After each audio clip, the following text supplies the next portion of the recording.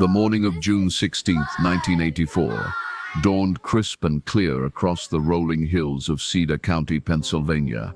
In small towns throughout the region, families were preparing for what would become one of the most celebrated summer traditions, the annual Millbrook family reunion. For the Keating clan, this gathering represented more than just barbecue and conversation.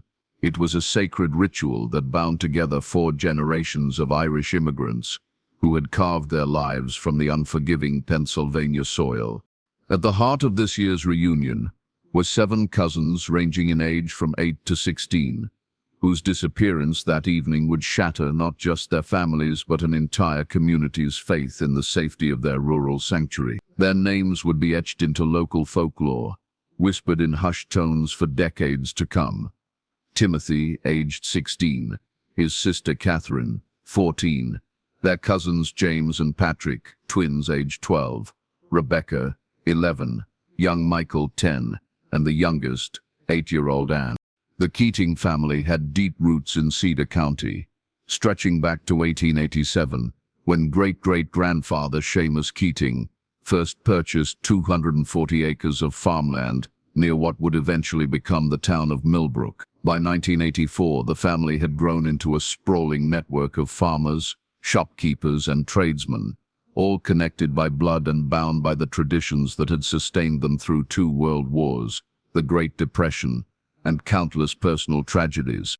The reunion was held annually at the original Keating homestead, now owned by patriarch William Keating, Timothy and Katherine's grandfather. The property sat on a gentle rise overlooking Willow Creek, its weathered farmhouse surrounded by ancient oak trees that had witnessed generations of laughter, tears, and quiet family moments. To the east, dense woodlands stretched for miles, broken only by abandoned logging roads and the occasional hunter's cabin. To the west, rolling pastures gave way to neighboring farms, creating a patchwork quilt of green that seemed to extend to the horizon.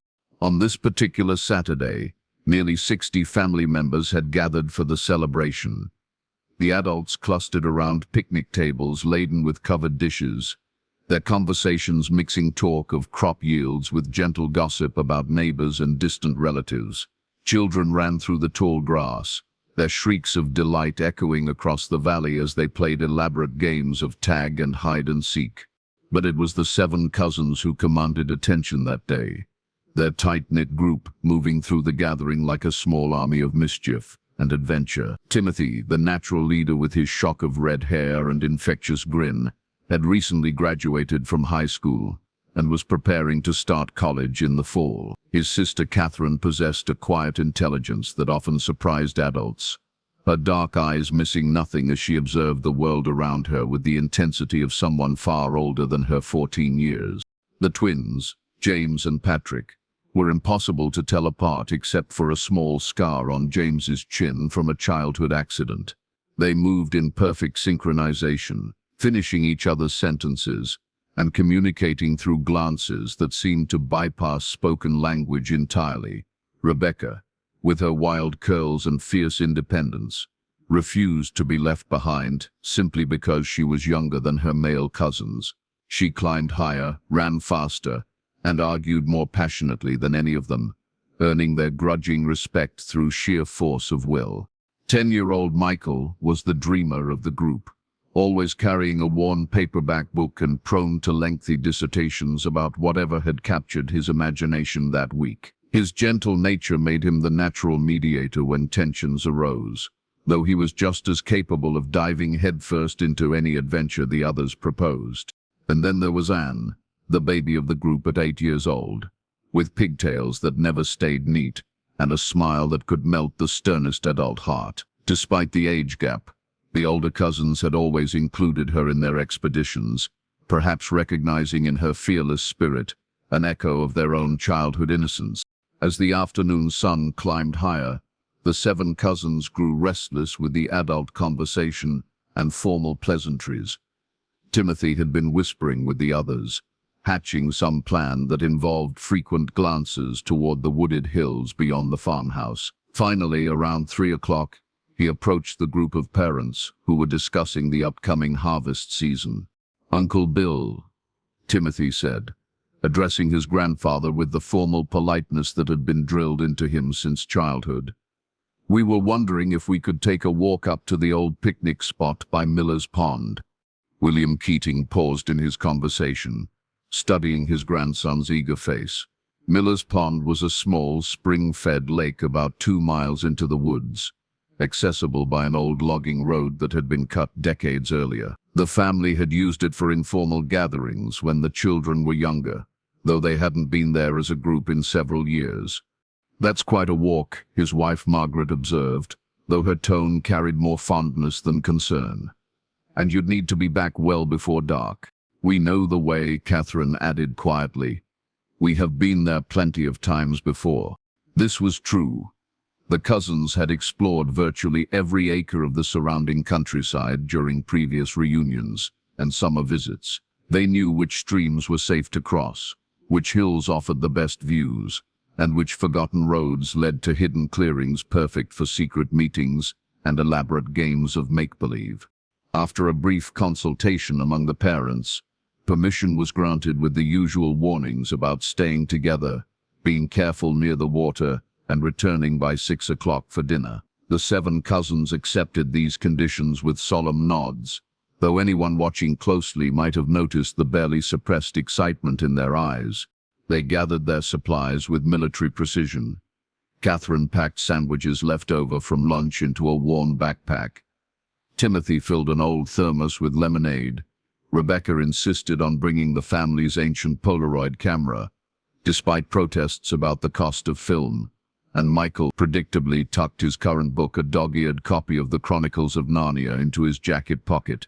As they prepared to leave, Anne's mother, Patricia, caught her daughter in a fierce hug that lasted just a moment too long. Later, she would remember that embrace with crystal clarity, the way Anne's small arms wrapped around her neck, the scent of Johnson's baby shampoo in her hair, the weight of her daughter's body pressed against her chest. It would become a memory both treasured and torturous, replayed endlessly in the sleepless nights that followed.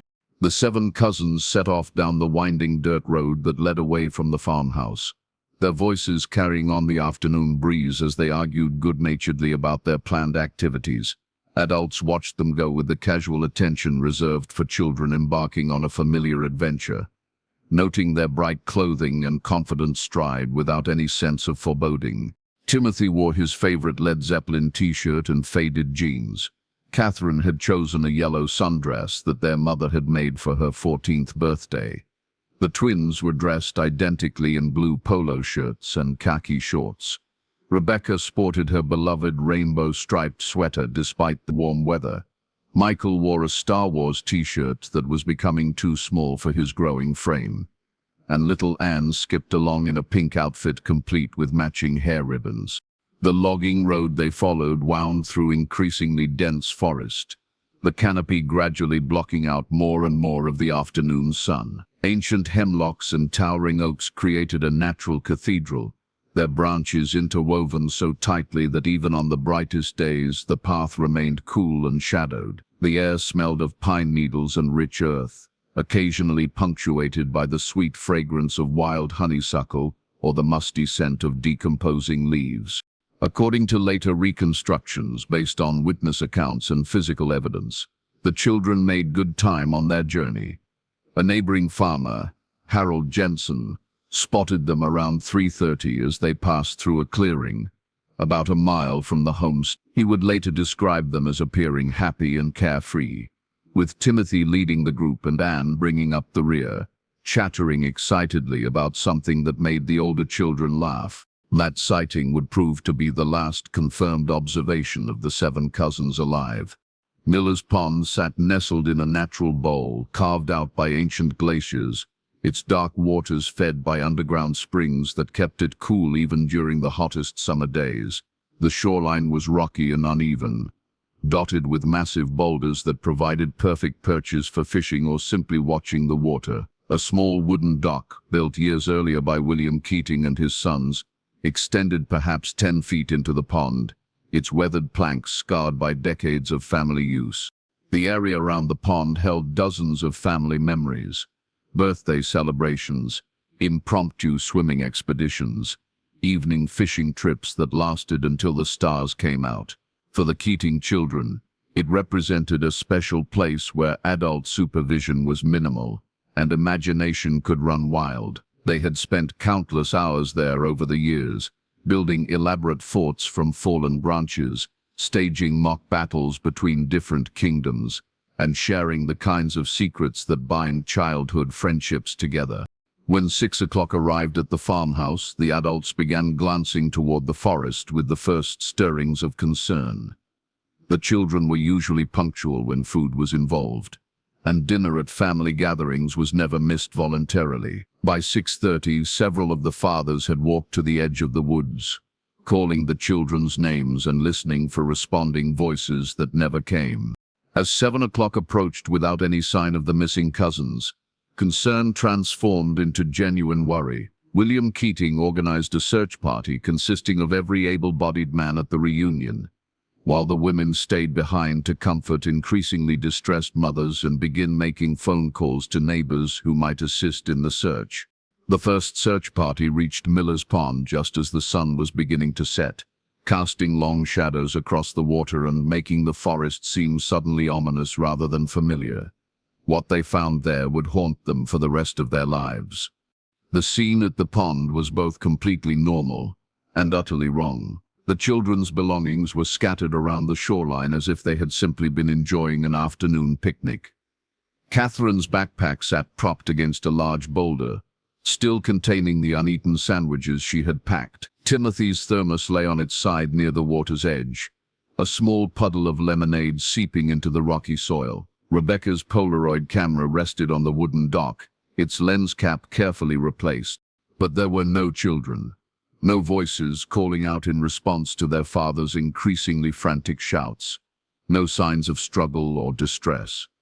The 7 cousins had simply vanished, as if they had walked into the pond and dissolved into the dark water without leaving so much as a ripple behind. The initial search continued through the night, with volunteers arriving from throughout Cedar County to help comb the surrounding woods. Powerful flashlights swept through the undergrowth, illuminating gnarled tree roots and startled wildlife, but revealing no trace of the missing children. Search dogs, brought in from the state police, circled the pond repeatedly, their behavior suggesting confusion rather than any clear scent trail to follow. As dawn broke on June 17th, the search had expanded to include helicopter flyovers and specialized rescue teams with underwater equipment. The pond was methodically searched from surface to bottom, its modest depths yielding nothing more than decades of accumulated leaves and the occasional lost fishing lure. The surrounding woods were divided into grid patterns and searched systematically, with volunteers marking each section as it was cleared. Days turned into weeks, and still there was no trace of the 7 cousins. The FBI was called in to investigate possible abduction scenarios, interviewing everyone who had been at the reunion and expanding their inquiry to include anyone with a criminal history in the surrounding counties. Local residents were questioned repeatedly, their alibis checked and rechecked as investigators sought any possible explanation for the children's disappearance. The media attention was intense, but relatively brief. As often happens with missing persons cases in rural areas, local newspapers covered the story extensively, running front-page articles with school photographs of all 7 children arranged in a heart-wrenching collage. Regional television stations broadcast appeals for information, featuring tearful interviews with parents who pleaded for their children's safe return. But as summer turned to autumn without any breaks in the case, media interest inevitably waned. Other stories claimed headlines, other tragedies demanded attention, and the disappearance of the 7 Keating cousins gradually faded from public consciousness, remembered primarily by family members and residents of Cedar County who had participated in the search. The official investigation remained open, but with no new leads or evidence, it essentially became dormant. The case files were relegated to storage, pulled out occasionally when similar disappearances occurred elsewhere, or when new investigative techniques offered hope for fresh insights. But the trail had grown cold, and as the years passed, It seemed increasingly likely that the mystery would never be solved. For the families involved, however, the absence of closure became a special kind of torture. Birthdays were marked by empty chairs and unblown candles. Christmas mornings brought wrapped presents that would never be opened. Graduations, weddings, and grandchildren arrived without the children who should have been there to share them. William and Margaret Keating aged decades in the months following the disappearance, their faces etched with a grief that seemed to deepen rather than heal with time. Patricia, Anne's mother, suffered a complete nervous breakdown and spent several months in a psychiatric facility, unable to function in a world that no longer contained her daughter's laughter. The other parents struggled with their own versions of survivor's guilt, constantly replaying that afternoon and wondering what might have happened if they had made different choices. The physical search for the children continued sporadically for years, led primarily by family members who refused to accept that their loved ones were simply gone. They explored every cave, investigated every abandoned building, and followed up on countless tips from well-meaning strangers who thought they had seen something significant, but each lead ultimately led nowhere, adding new layers of disappointment to their already overwhelming grief. As the 10th anniversary of the disappearance approached, the case received renewed attention from cold case investigators and amateur sleuths who had become fascinated by unsolved mysteries. New theories were proposed and discarded, ranging from the mundane, accidental drowning with the bodies swept away by underground currents, to the fantastical, alien abduction or supernatural intervention. None of these theories could adequately explain all the evidence, however. If the children had drowned accidentally, why were their belongings so carefully arranged on the shore? If they had been abducted, how had the perpetrator managed to take 7 children without leaving any trace? If they had simply gotten lost in the woods, why hadn't their bodies ever been found despite the most thorough search in the county's history? The case gradually became part of local folklore, a cautionary tale told to warn children about wandering too far from home, and a source of endless speculation for those drawn to unexplained mysteries.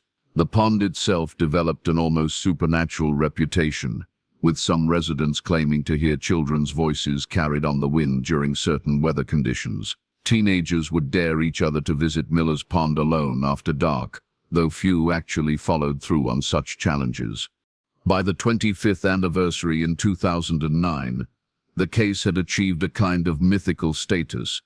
True crime enthusiasts made pilgrimages to Cedar County, hoping to uncover clues that had somehow escaped decades of professional investigation. Documentary filmmakers approached the families periodically, proposing projects that promised to bring new attention to the case, though most were politely declined by relatives who had learned to be skeptical of media promises. The original investigators had long since retired or passed away, taking with them any institutional memory of subtle details that might have proven significant. The case files had been digitized and reorganized multiple times, but no amount of technological advancement could compensate for the fundamental lack of evidence from that June evening and so the mystery endured, as painful and incomprehensible as ever. 7 children had walked into the woods on a perfect summer afternoon and simply vanished, leaving behind only questions that seemed to multiply rather than resolve with the passage of time. Their photographs remained unchanged in family albums and police files. Timothy with his confident smile, Katherine with her thoughtful eyes, the twins with their mischievous grins, Rebecca with her fierce determination, Michael with his gentle expression, and little Anne with her trusting innocence frozen forever at 8 years old. The families learned to live with the uncertainty, though it never became easy. They built new lives around the absence of their children, finding ways to honor their memories while continuing to hope for answers that might never come. Support groups were formed and disbanded. Memorial services were held and repeated, and still the central question remained. What happened to the 7 cousins during those few hours by Miller's Pond? As 2024 approached, marking 40 years since the disappearance, it seemed likely that the mystery would remain forever unsolved. The physical evidence had long since degraded or been lost. Potential witnesses had died or moved away. and the children themselves, if somehow still alive, would now be adults in their 40s and 50s, unrecognizable from the young faces that stared out from decades-old missing person posters. But sometimes, in the most unexpected moments, the past reaches out to touch the present in ways that no one could have anticipated. Sometimes a single discovery can illuminate years of darkness, revealing truths that have been waiting patiently beneath the surface for someone to finally see them clearly. And sometimes the earth itself surrenders its secrets, offering up evidence that has been hidden for decades in places where no one thought to look. The drought of summer 2024 was the worst Cedar County had experienced in living memory. Wells that had never failed began to run dry, and streams that had flowed continuously for generations dwindled to barely trickling creek beds.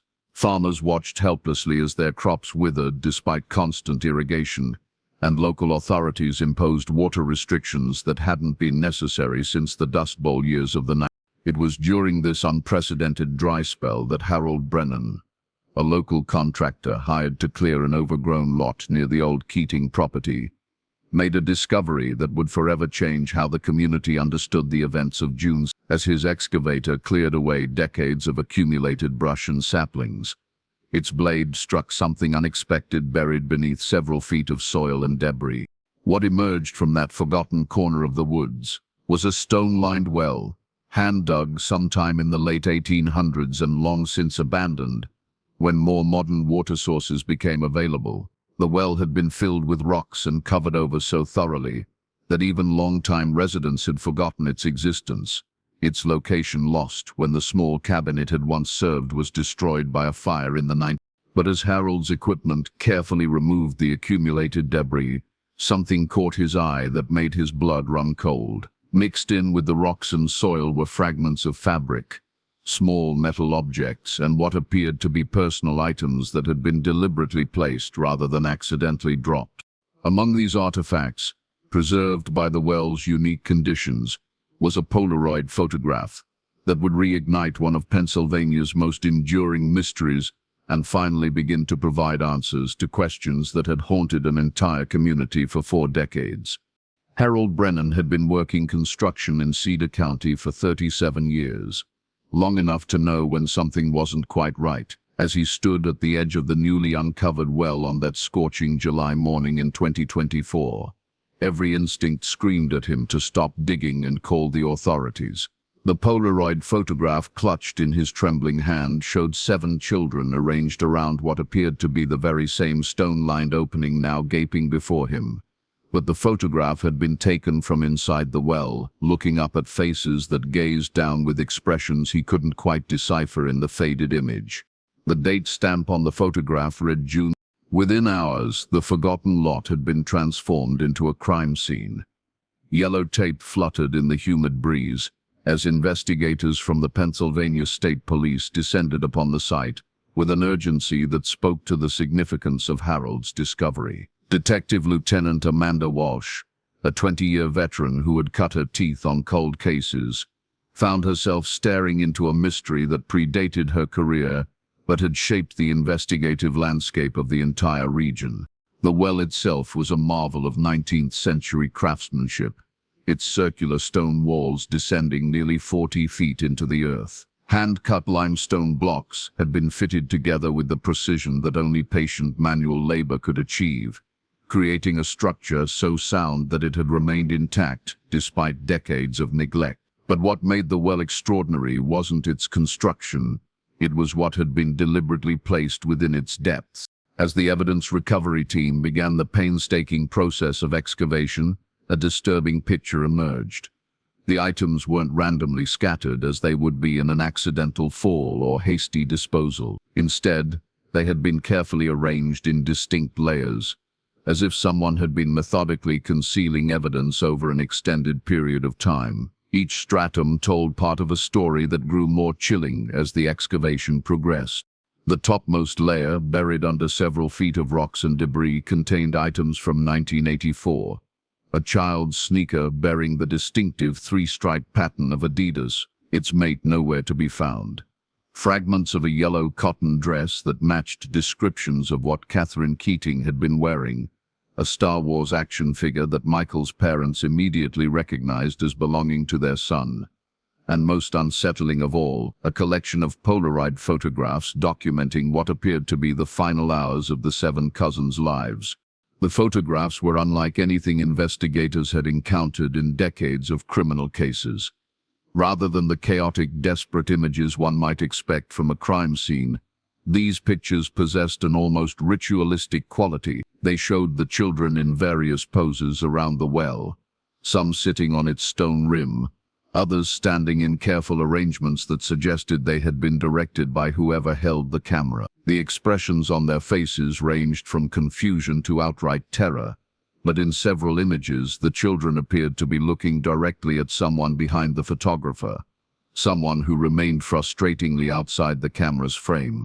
Dr. Elizabeth Harper, a forensic photographer brought in from Philadelphia, spent days analyzing the recovered images with equipment that could reveal details invisible to the naked eye. Her findings painted a timeline that challenged every assumption investigators had made about the case over the previous 4 decades. Based on the lighting conditions and shadow patterns, Dr. Harper explained to the assembled task force, these photographs were taken over a period of several hours, beginning sometime in late afternoon and continuing well past sunset. The children appear to have been at this location much longer than originally believed. This revelation forced investigators to reconsider the entire timeline of June 16th. If the children had spent hours at the well site, what had prevented them from returning home as promised? More troubling still, the photographs suggested they had not been alone. Someone had been directing their movements, documenting their activities, and ultimately ensuring that neither the children nor evidence of their fate would ever be found. The second layer of artifacts, buried deeper in the well, contained items from an earlier period, the late 1970s and early 1980s, personal belongings that matched descriptions from other unsolved missing persons cases throughout central Pennsylvania, a charm bracelet that had belonged to Lisa Morrison, who disappeared from a camping trip in 1979, a school ID card for David Whitmore, who vanished while walking home from baseball practice in 1981, a distinctive belt buckle that had been described in missing person reports for Jennifer Adams, last seen leaving her job at a local diner in 19. The implications were staggering. What had initially appeared to be an isolated tragedy involving the Keating cousins was revealed to be part of a much larger pattern of disappearances, spanning at least 5 years. Someone had been using the abandoned well as a disposal site for evidence from multiple crimes, methodically concealing the proof of a killing spree that had gone undetected for decades. Detective Walsh found herself grappling with questions that challenged everything she thought she knew about criminal behavior in rural communities. How had someone managed to abduct and murder multiple victims over such an extended period without arousing suspicion? How had they gained access to the remote well site without being observed? And most disturbing of all, how many other victims might there be whose remains had never been discovered? The deepest layer of the well yielded the most shocking discovery of all. Wrapped in plastic sheeting that had somehow remained intact, despite 4 decades underground, investigators found a handwritten journal bound in cracked leather. The pages, written in a careful script that suggested education and deliberation rather than the ravings of a madman, documented what could only be described as a systematic campaign of abduction and murder. The journal's author identified himself only by the initial J, but his writings revealed intimate knowledge of the local community, detailed observations of potential victims, and a chilling methodology for selecting and approaching targets. Most entries were dated, creating a chronological record of stalking behavior that stretched back to 1978 and continued through the summer of. The entry for June 16, 1984, was particularly detailed. The 7 arrived as expected, following the old logging road with the confidence of children who believed themselves safe in familiar territory. T leads, as always, his arrogance making him an ideal subject for study. The others follow with varying degrees of enthusiasm. Ka shows more awareness than the rest, her dark eyes constantly scanning for threats that haven't yet materialized. The twins move in perfect synchronization, their connection to each other potentially useful for experimental purposes. Displays the fierce independence that made her an obvious selection. M carries his book like a talisman, perhaps hoping literature might protect him from the realities now approaching. Little A skips along with the trust that only 8-year-old innocence can maintain. The clinical tone of the writing was more disturbing than any emotional outburst might have been. Here was someone who had observed the children for an extended period, studying their personalities and behaviors with the detached interest of a scientist examining laboratory specimens. The journal entries revealed that the encounter at Miller's Pond had not been random. It had been carefully orchestrated by someone who knew the family's traditions and had been waiting for the perfect opportunity to strike. As forensic experts analyzed the journal, patterns began to emerge that painted a picture of a highly organized and patient predator. The author demonstrated detailed knowledge of local geography, family schedules, and community events. He had tracked the movements of potential victims for weeks or months before acting, documenting their routines and identifying moments of vulnerability with the precision of a military strategist. The journal also revealed the existence of what the author called the collection, a series of underground chambers connected to the well system where he had apparently kept victims for extended periods before killing them. References to experiments and behavioral observations suggested that the murders had not been quick or merciful, but had involved prolonged captivity and systematic torture. Armed with this new information, investigators began a comprehensive search of the area surrounding the well. Ground-penetrating radar revealed a network of natural caves and artificial tunnels that had been modified and expanded over several years. What they found in those underground chambers would haunt the investigators for the rest of their careers. The first chamber, accessed through a carefully concealed entrance near the well's base, had been converted into a makeshift laboratory. Restraining devices, recording equipment, and medical instruments suggested that the victims had been subjected to psychological and physical experiments designed to study their responses to various stimuli. Charts on the walls documented heart rates, stress responses, and behavioral changes under different conditions of confinement and terror. The second chamber appeared to have served as living quarters for the perpetrator, containing a sleeping area, food supplies, and an extensive library of books on psychology, anatomy, and forensic science. The collection suggested someone with formal education, possibly in a medical or scientific field, who had applied academic knowledge to increasingly twisted purposes. Most chilling of all was the third chamber, which contained what could only be described as trophies.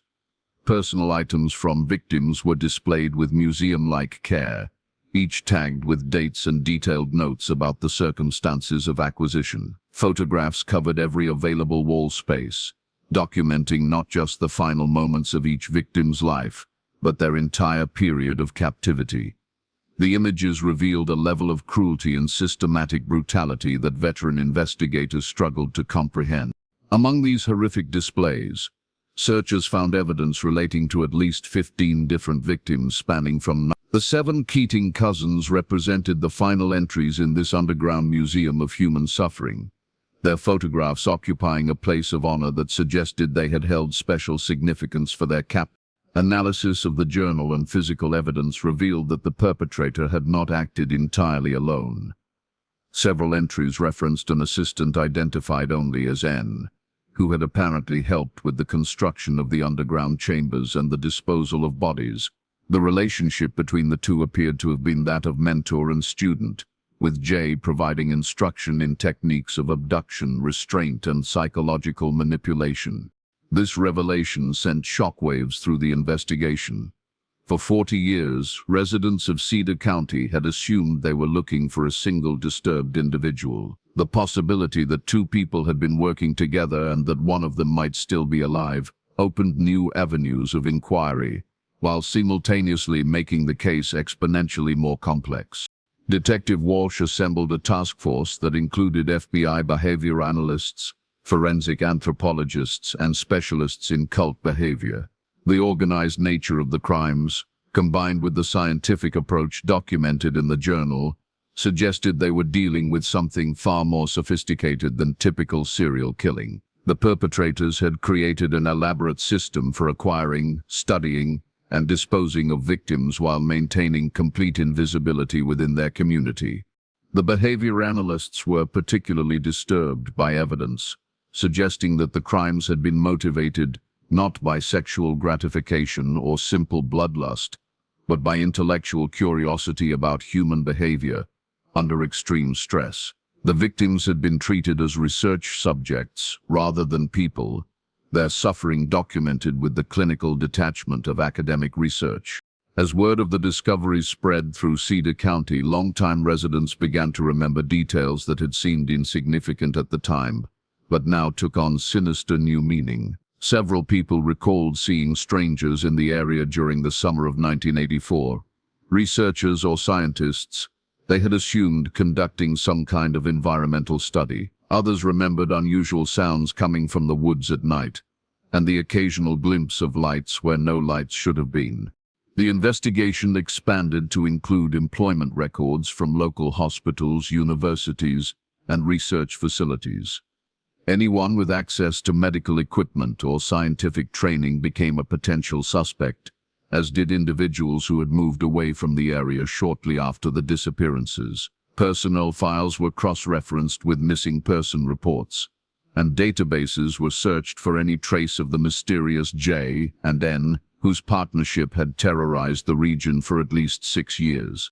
Meanwhile, forensic experts continued their painstaking examination of the underground chambers, searching for any clue that might lead to the identification of the perpetrators. DNA evidence was scarce after 4 decades, but advances in genetic analysis offered hope that even degraded samples might yield usable profiles. Hair fibers, blood traces, and skin cells were subjected to the most sophisticated testing available, while traditional detective work focused on tracking down anyone who had known the area well enough to locate and modify the hidden cave system.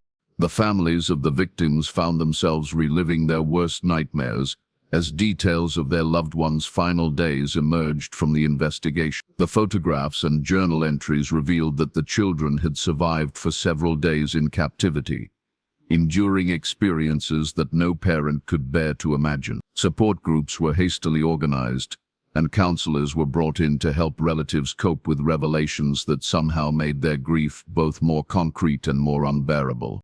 Patricia Keating, Anne's mother, who had never fully recovered from her daughter's disappearance, was hospitalized after learning the details of what her child had endured. The knowledge that Anne had been alive for days after the family had begun searching for her, that she had been calling for help while rescue teams combed the wrong areas, proved too much for a psyche already damaged by 4 decades of uncertainty. As autumn approached, the investigation had identified several potential suspects but had not yet made any arrests. The trail was 40 years cold, and many of the people who might have provided crucial information had died or moved beyond the reach of investigators. The underground chambers had been thoroughly documented and sealed, their contents removed for analysis in state-of-the-art forensic laboratories. But the most significant breakthrough came from an unexpected source. Dr. Margaret Thornton, a retired psychiatrist who had practiced in Cedar County during the 1980s, came forward after reading about the discoveries in the local newspaper. She brought with her a file that she had maintained privately for decades, notes about a patient who had exhibited concerning behaviors and expressed unusual interest in the missing children cases. The patient, whom she identified as Dr. Jonathan Fitzgerald, had been a visiting researcher at the county hospital during the early 1980s, ostensibly conducting studies on stress responses in pediatric patients. Thornton had grown suspicious of his methods and had documented several concerning incidents, but her attempts to report him had been dismissed by hospital administrators who were impressed by his credentials and research funding. He asked too many questions about the missing children, Dr. Thornton explained to investigators. Not the kind of questions you'd expect from someone offering professional assistance. but detailed inquiries about their personalities, their family relationships, their fears and anxieties. When I suggested that his interest seemed inappropriate, he became defensive and accusatory. Shortly after that, he disappeared from the hospital without completing his research project. A background check on Dr. Jonathan Fitzgerald revealed a pattern of short-term appointments at rural hospitals throughout Pennsylvania and neighboring states, always leaving abruptly when questions were raised about his methods or ethics. More disturbing still, his movements coincided with clusters of unexplained disappearances in multiple communities, suggesting that the Cedar County crimes were part of a much larger pattern of predatory behavior. The search for Dr. Fitzgerald intensified as investigators realized they might be dealing with one of the most prolific serial killers in American history. But tracking someone who had spent decades perfecting the art of disappearing proved more challenging than anyone had anticipated. His real identity remained unclear, as the credentials he had used at various hospitals were sophisticated forgeries that had fooled administrators across multiple states. As 2024 drew to a close, the investigation remained active, but frustratingly incomplete. The physical evidence from the well and underground chambers had provided definitive proof of what had happened to the 7 Keating cousins, and at least 8 other victims. The journal entries and photographs had revealed the systematic nature of the crimes and the existence of at least 2 perpetrators. But the most important questions remained unanswered. Who were J and N? Were they still alive? Had they continued their killing spree in other locations? And perhaps most chilling of all, how many other underground chambers might be hidden beneath the seemingly peaceful countryside of rural Pennsylvania? Detective Walsh stood at the edge of the filled-in well on a cold December morning, watching as workers completed the process of sealing the site permanently. The families had requested that the location be consecrated and marked with a memorial to the victims, transforming a place of horror into a site of remembrance and healing.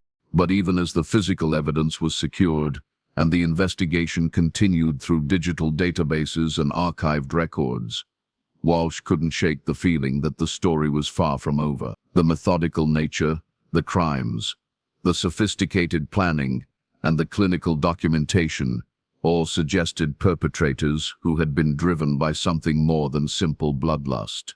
They had been conducting research, gathering data, and refining their techniques with each new victim. The question that kept Walsh awake at night was simple but terrifying. What had they been preparing for? The crimes documented in the journal and chambers represented 6 years of what appeared to be practice, experimentation, and skill development. If Dr. Fitzgerald and his unknown partner had been working towards some larger goal, then the disappearance of the 7 cousins in 1984 might not have been the end of their story. It might have been just the beginning.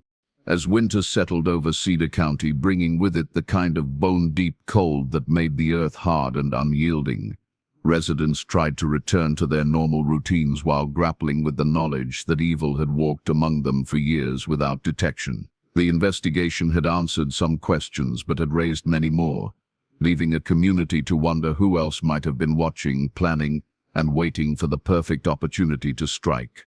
And somewhere in the darkness beyond the reach of law enforcement's searchlights, the truth about Dr. Jonathan Fitzgerald and his mysterious partner waited to be discovered, along with the full scope of a conspiracy that had claimed far more victims than anyone yet dared to imagine.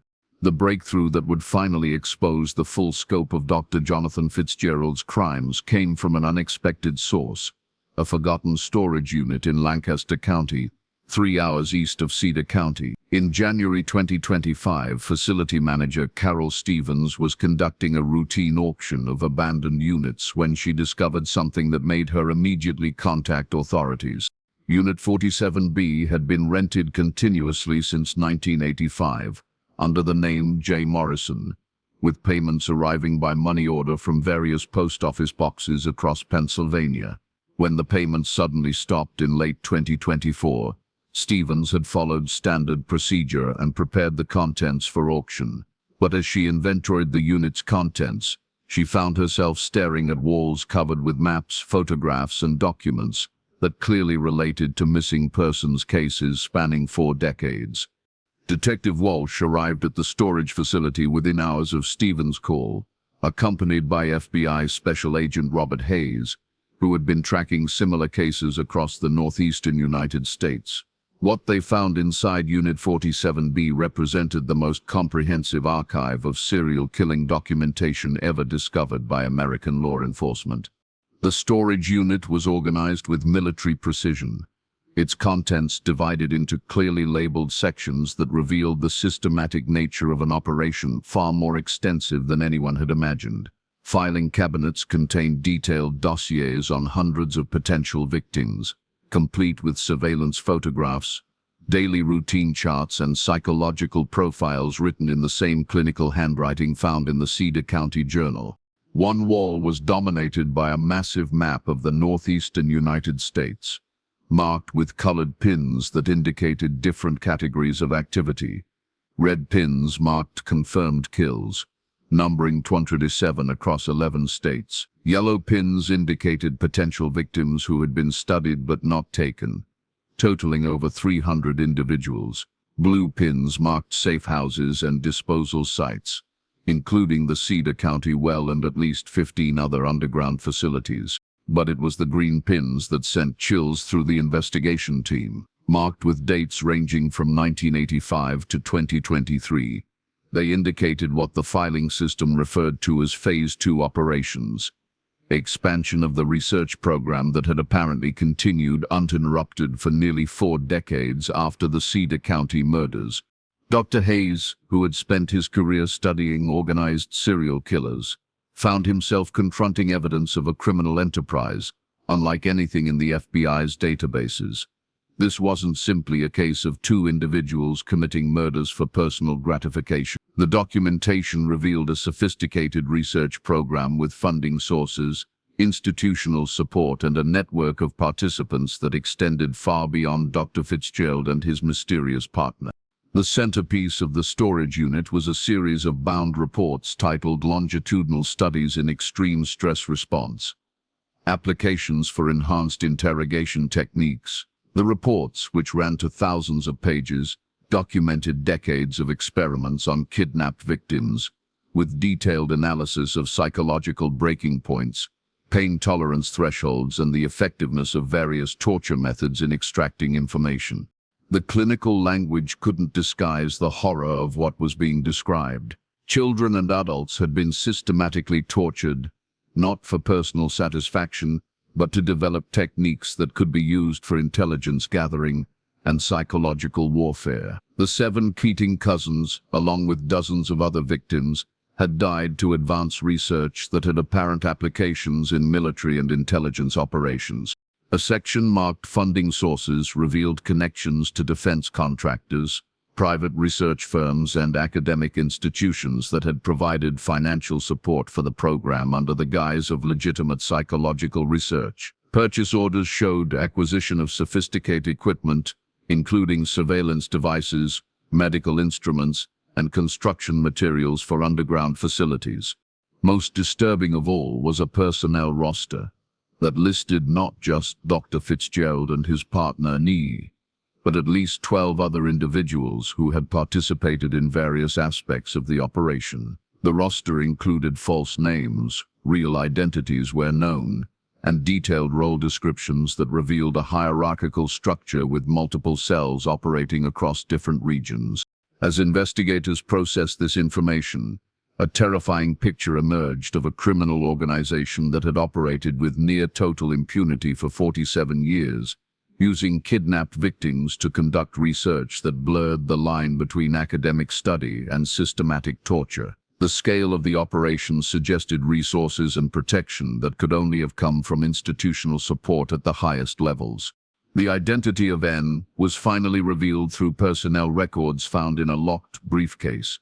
Dr. Nathan Cross had been a clinical psychologist who had worked alongside Fitzgerald at several medical facilities during the early 90s. Unlike his partner, Cross had maintained a more conventional career, holding academic positions at respected universities while secretly participating in the research program.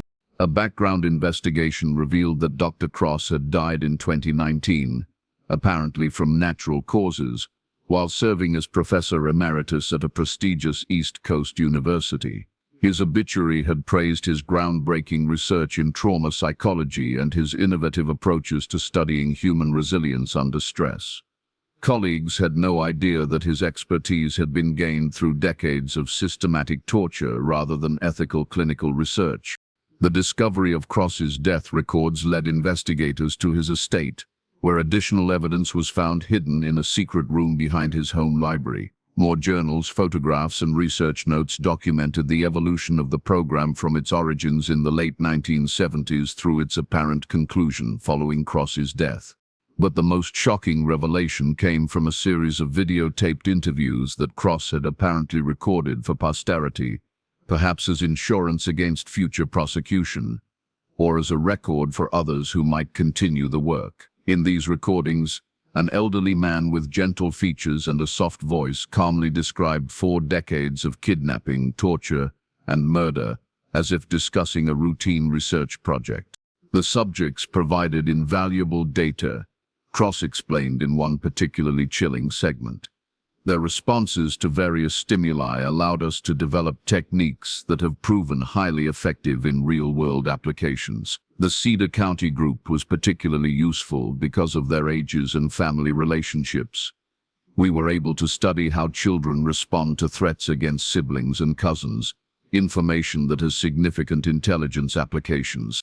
The videos revealed that the program had been commissioned by a consortium of defense contractors and government agencies, seeking to develop enhanced interrogation techniques during the height of the Cold War. What had begun as a legitimate research proposal had gradually evolved into something far more sinister as the researchers discovered that theoretical studies couldn't provide the detailed data needed for practical applications.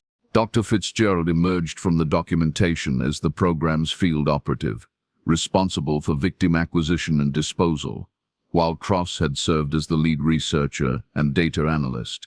Their partnership had been founded on a shared belief that the greater good justified any means, and that their victims' suffering served a patriotic purpose in strengthening America's intelligence capabilities.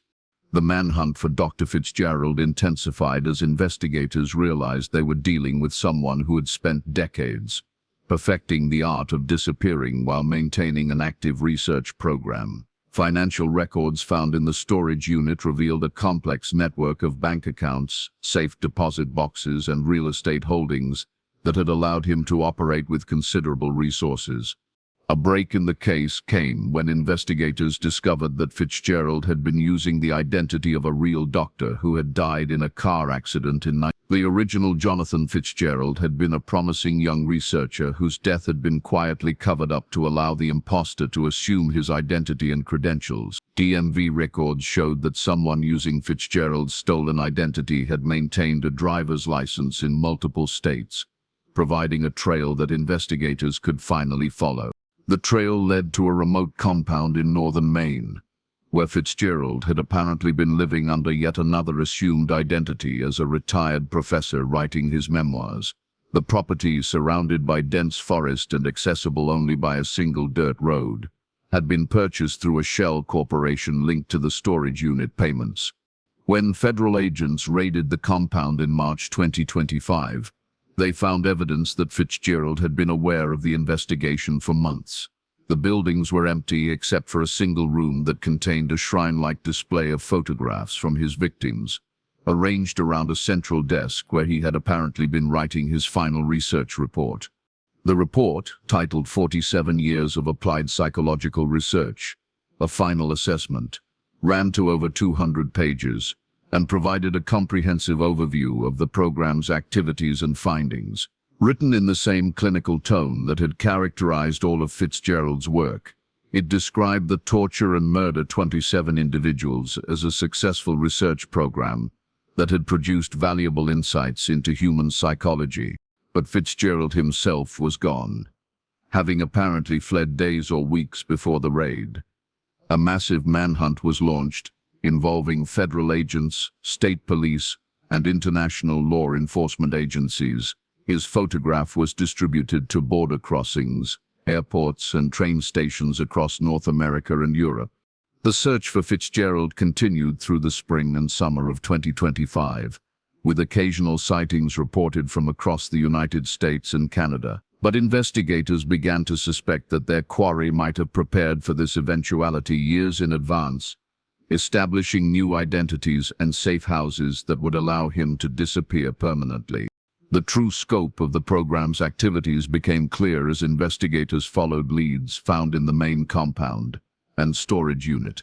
Underground facilities were discovered in 7 different states, each containing evidence of prolonged captivity and systematic torture. Some had been abandoned for years, while others showed signs of recent use, suggesting that the program had continued operating even after Cross's death. The victim count continued to climb as more bodies were recovered from hidden burial sites. Forensic anthropologists worked around the clock to identify remains and match them to missing person reports, dating back to the Each identification brought closure to families who had spent decades wondering what had happened to their loved ones, but also revealed the staggering magnitude of crimes that had gone undetected for nearly half a century.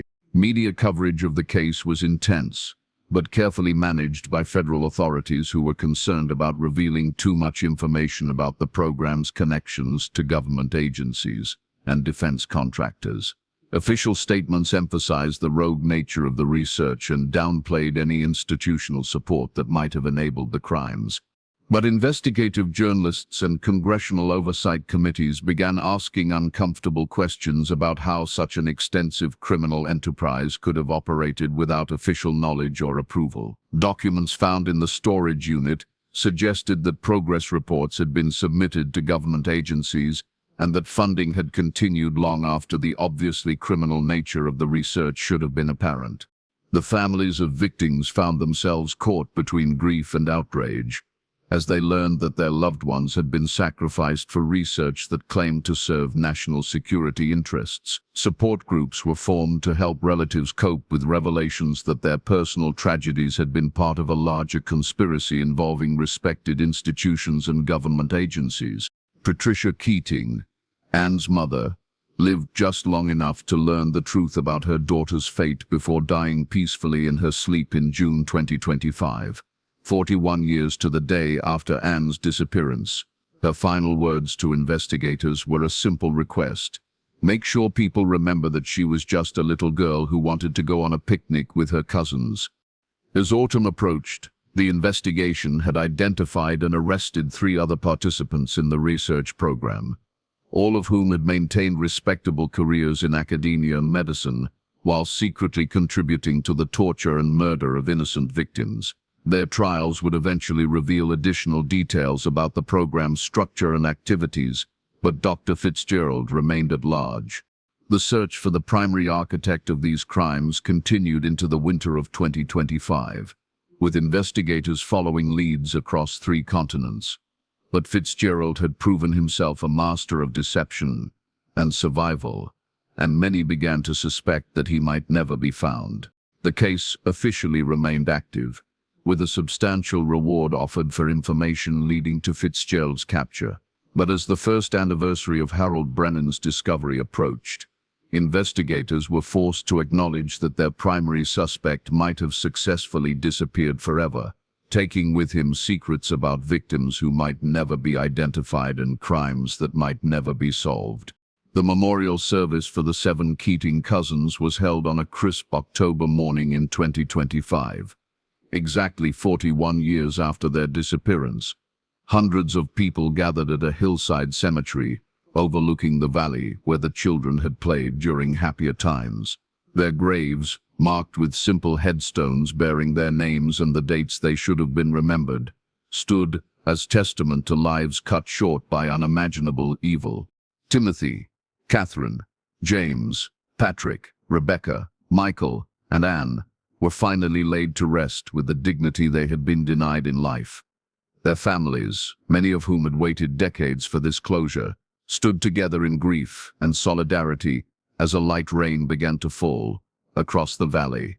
But even as the community mourned its lost children, Investigators continued their work in laboratories and evidence rooms across the country. The documentation found in Fitzgerald's storage unit and compound had revealed references to other research programs, other facilities, and other participants who might still be active.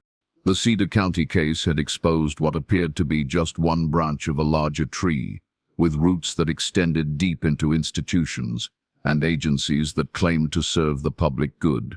How many other Fitzgeralds might be operating in other locations, hiding behind respectable careers while conducting unspeakable research? How many other forgotten wells and underground chambers might be waiting to surrender their secrets? As winter settled over Pennsylvania once again, Detective Wash stood at her office window, looking out over a landscape that had been forever changed by the discoveries of the past year. The 7 cousins had finally been found, their fate finally revealed, their families finally able to grieve properly for children they had never stopped loving. But the larger questions raised by their case remained unanswered, and probably always would. In small towns across America, parents still warned their children about talking to strangers and staying close to home after dark. They told themselves that such warnings were simply common sense, not wanting to acknowledge the possibility that evil might be hiding behind familiar faces and respectable credentials. The truth about the research program had been largely classified, its institutional connections buried beneath layers of national security restrictions and legal protections. Official reports spoke of rogue researchers and isolated incidents, carefully avoiding any mention of systematic support or ongoing operations. Dr. Jonathan Fitzgerald remained at large, somewhere beyond the reach of justice, possibly continuing his work under yet another assumed identity. The storage unit had contained enough false documents and financial resources to support multiple new identities, and investigators had found evidence suggesting that he had been preparing for eventual exposure since the early night. Late at night, when the wind whistled through the trees around Miller's Pond, some residents of Cedar County claimed they could still hear children's laughter carried on the breeze. Whether such sounds were real or imagined mattered less than what they represented: the enduring memory of 7 young lives that had been stolen not by random violence or tragic accident, but by the calculated cruelty of those who believed that human suffering could be justified in service of a greater cause. The 7 cousins had finally come home, but their story served as a reminder that evil often wears the mask of respectability, and that the most dangerous predators are those who convince themselves that their crimes serve a noble purpose. In a world where trust is essential but verification is impossible, the line between protector and predator can be disturbingly thin. As the investigation files were sealed and stored away, waiting for the day when Dr. Fitzgerald might finally be brought to justice, the children's photographs remained pinned to bulletin boards in police stations across the country. Their young faces served as both memorial and warning, a reminder that innocence lost can never be restored, and that some questions may never be fully answered. But perhaps that uncertainty was itself part of the truth they had revealed. Evil doesn't always announce itself with obvious signs or dramatic gestures. Sometimes it hides in plain sight, wearing lab coats and carrying credentials, speaking in clinical language about research and progress, while orchestrating horrors that defy human understanding. The 7 cousins of Cedar County had paid the ultimate price to expose this truth, their sacrifice finally bringing to light crimes that might otherwise have remained hidden forever. In death, they had achieved something that eluded them in life. They had finally made it home, and in doing so, they had ensured that their story would never be forgotten. In the end, that might be the only justice available in a case where the primary perpetrator remained beyond reach and the full truth might never be known. But it was enough to honor their memory and perhaps prevent future tragedies, proving that even in the darkest circumstances, love and determination could triumph over evil and indifference. The 7 cousins were finally at peace, their long journey home complete at last.